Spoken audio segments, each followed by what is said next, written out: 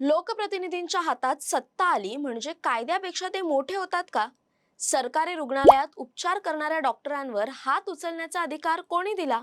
जनतेची सेवा करणाऱ्या आरोग्य कर्मचाऱ्यांनाच मारहाण होत असेल तर सामान्य नागरिकांनी सुरक्षिततेची अपेक्षा कोणाकडून करायची? एकीकडे उपमुख्यमंत्री एकनाथ शिंदे आरोग्य सेवा, शिवसेना वैद्यकीय कक्ष आणि आरोग्य दूतांच्या माध्यमातून लोकाभिमुख प्रतिमा उभी करतात, तर दुसरीकडे त्यांच्या पक्षाच्या नगरसेवकावर डॉक्टर आणि परिचारकांना मारहाण केल्याचा गुन्हा दाखल होतो. हा केवळ एका नगरसेवकाचा वैयक्तिक प्रकार आहे का, की सत्तेच्या मानसिकतेचं प्रतिबिंब? या प्रकरणात सुरुवातीला दबाव टाकून गुन्हा दाखल होऊ नये अशाही चर्चा का रंगल्या?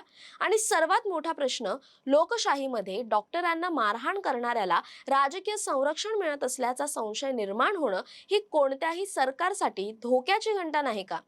आता या संपूर्ण प्रकरणाकडे केवळ एका मारहाणीच्या घटनेप्रमाणे पाहून चालणार नाही.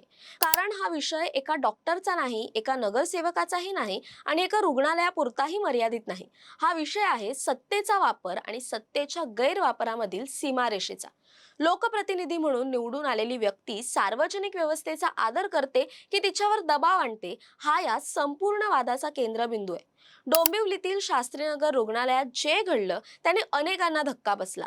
वैद्यकीय अधिकारी डॉक्टर वैभव साळुंखे, डॉक्टर सृष्टी बाविस्कर आणि 2 परिचारिकांवर कथित मारहाण झाल्याची घटना समोर आली.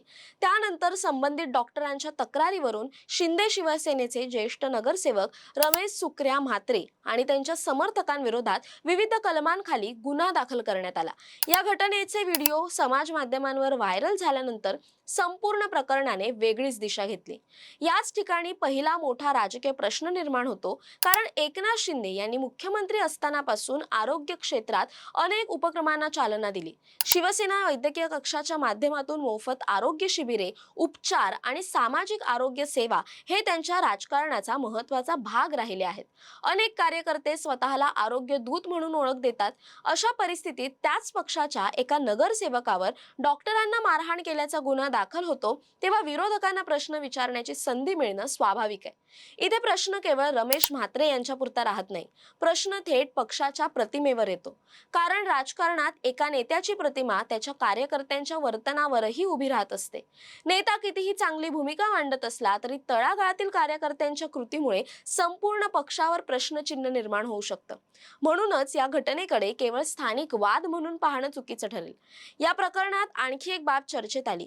काही माध्यमांमध्ये आणि स्थानिक स्तरावर अशी चर्चा झाली की सुरुवातीला गुन्हा दाखल होऊ नये यासाठी दबाव टाकण्याचा प्रयत्न झाला. या दाव्यांची स्वतंत्रपणे अधिकृत पुष्टी झालेली नाही. मात्र अशा चर्चा रंगल्यामुळेच विरोधकांनी सरकारवर आणि प्रशासनावर प्रश्न उपस्थित केले. त्यानंतर व्हिडिओ समोर आले, डॉक्टर संघटना आक्रमक झाल्या, इंडियन मेडिकल असोसिएशनने भूमिका घेतली आणि पालिका आरोग्य कर्मचाऱ्यांनी काम बंद आंदोलनाचा इशारा दिला. त्यानंतरच प्रशासनाने कारवाईची प्रक्रिया वेगाने सुरू केल्याचं चित्र दिसलं. महाराष्ट्रात डॉक्टरांवर हल्ल्याच्या घटना यापूर्वीही झाल्या आहेत.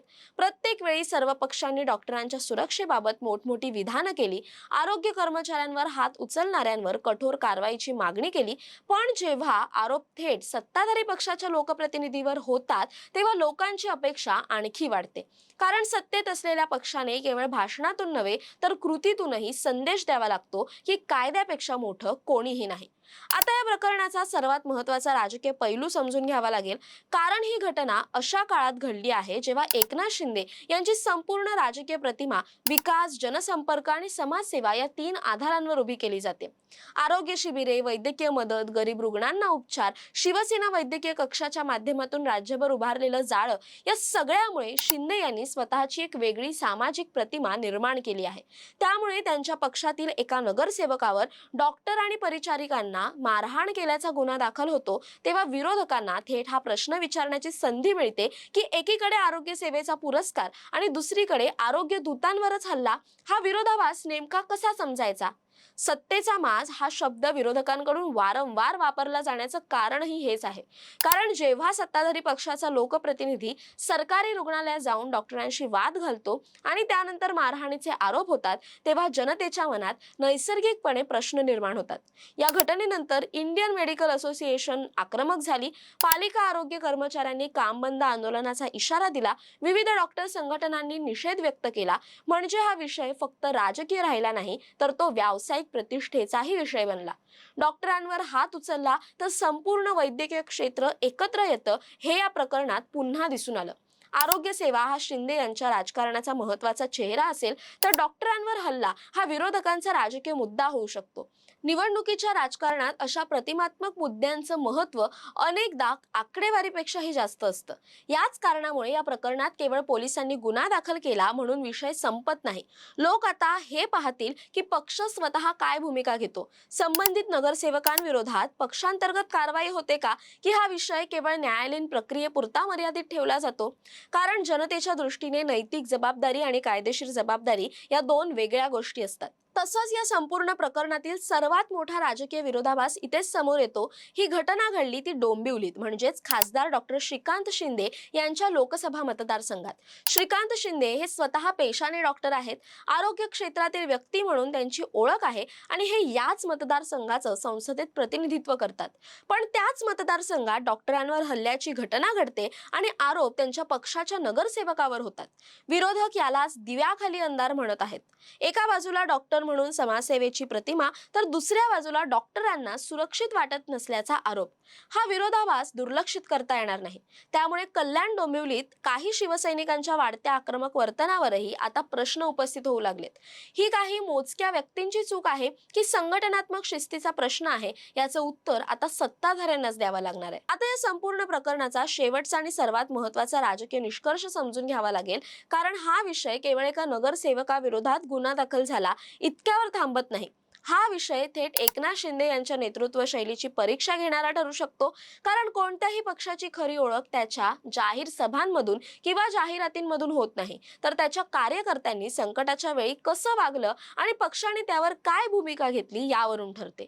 आज एकनाथ शिंदे यांची प्रतिमा काम करणारा नेता, सामान्य माणसासाठी धावणारा नेता आणि आरोग्य सेवेला प्राधान्य देणारा नेता अशी उभी करण्यात आली आहे। त्यामुळे डॉक्टरांवर कथित हल्ल्याचे हे प्रकरण विरोधकांसाठी मोठं राजकीय शस्त्र ठरू शकतं।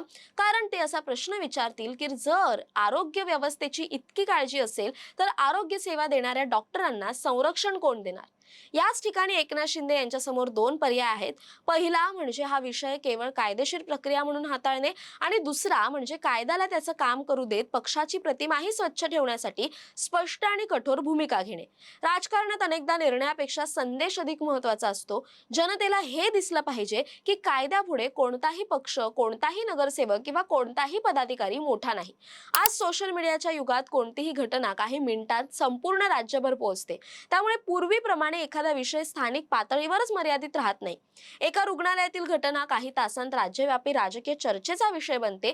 त्यामुळे प्रत्येक लोकप्रतिनिधीची जबाबदारी ही पूर्वीपेक्षा कितीतरी जास्त वाढली। डॉक्टर, परिचारिका आणि आरोग्य कर्मचारी हे कोणत्याही समाजाचे फ्रंटलाईन वॉरियर्स असतात। विशेषतः कोरोना काळात महाराष्ट्राने त्यांच्या कामाचं महत्त्व जवळून पाहिलेलं आहे। अशा परिस्थितीत त्यांच्यावर कथित हल्ल्याच्या घटना घडल्या तर त्या केवळ कायद्याच्या चौकटीत पाहून चालणार नाहीत, त्या समाजाच्या मानसिकतेवरही परिणाम करतात।